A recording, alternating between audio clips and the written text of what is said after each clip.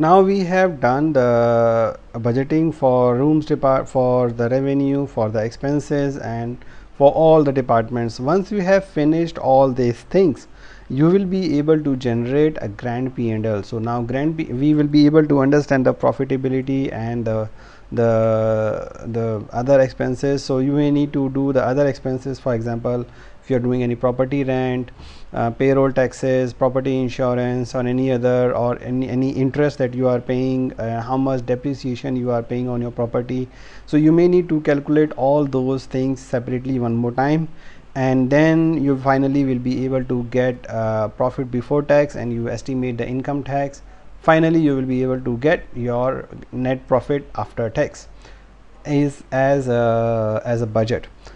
The job is not finished here, because you still need to make a bit more planning on the cash, because doing the budget exercise is not enough. You will need to estimate the cash flows, how much you will need the money, or will your cash will be enough in the future or not. So how we do that? The cash flow working starts with understanding your existing cash balance. How much of the sales is being done in cash, how much of the sales is being done in credit. So let's say your opening cash balance is $2,000.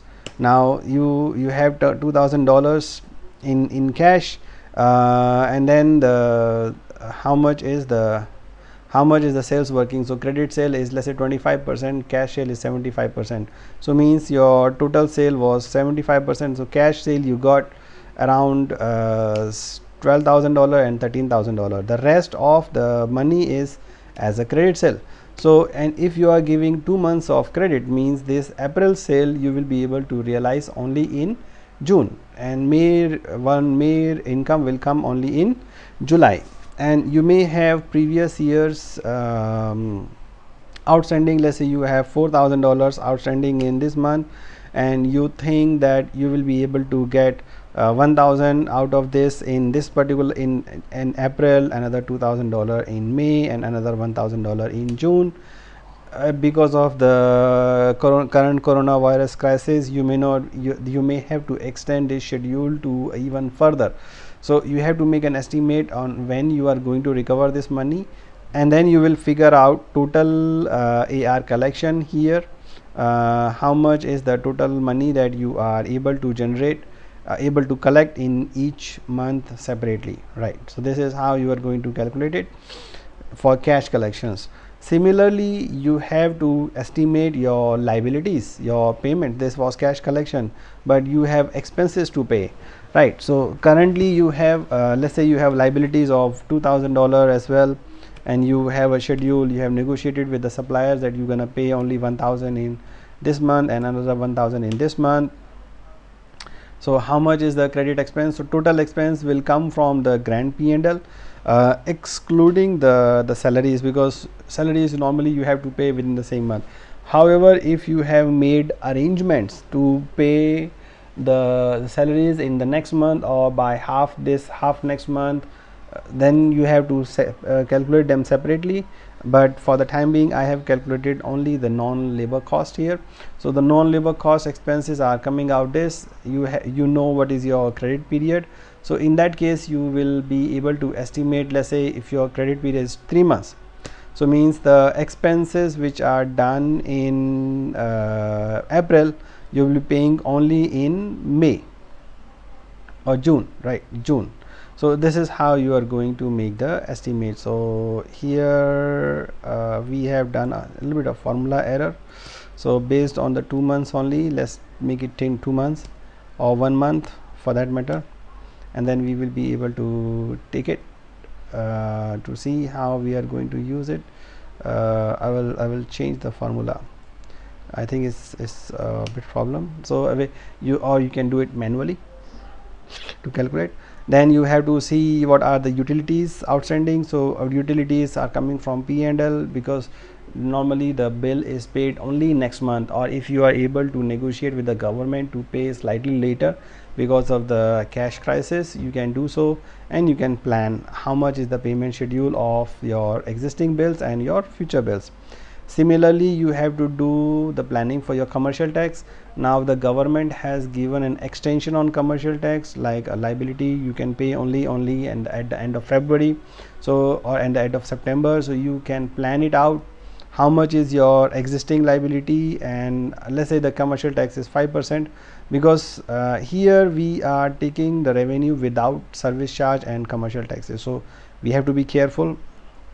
Let's say commercial tax is 10%.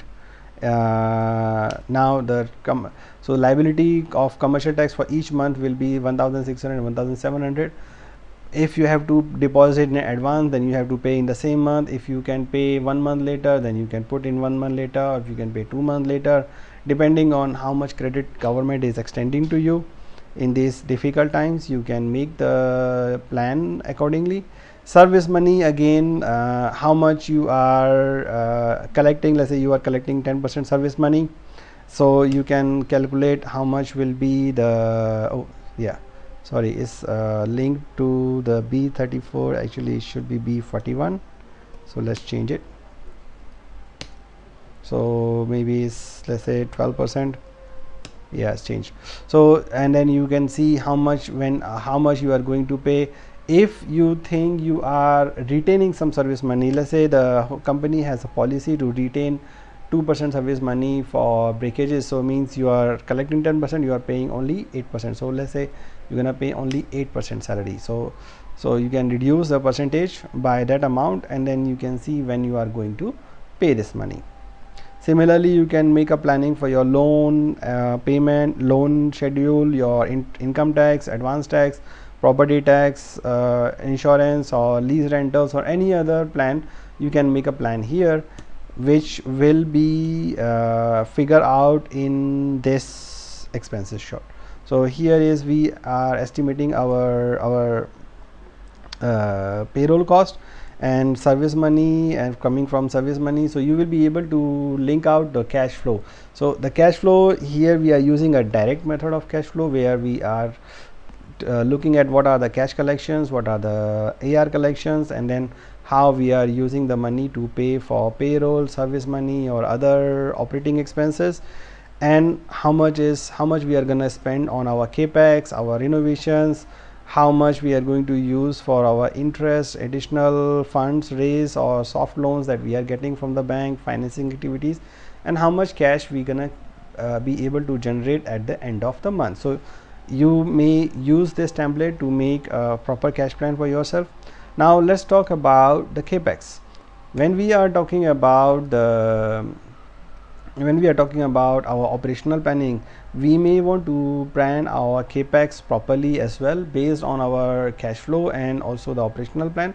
So cash flow you can make in this very simple format: department name, what are the things that they want to buy, and how much is the estimate cost. Let's say is $1000, and you're gonna buy that in April, so it will come in April. If you want to buy them in May, it will go to May. If you want to buy for June, it will go to June. So you can make a plan and write down the reason why do you want to buy it. So once you have make a proper plan for each department and the management has approved, you can figure out which month you want to buy.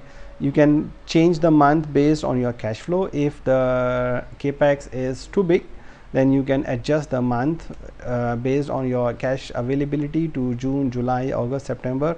However you want, you may have the flexibility in cash.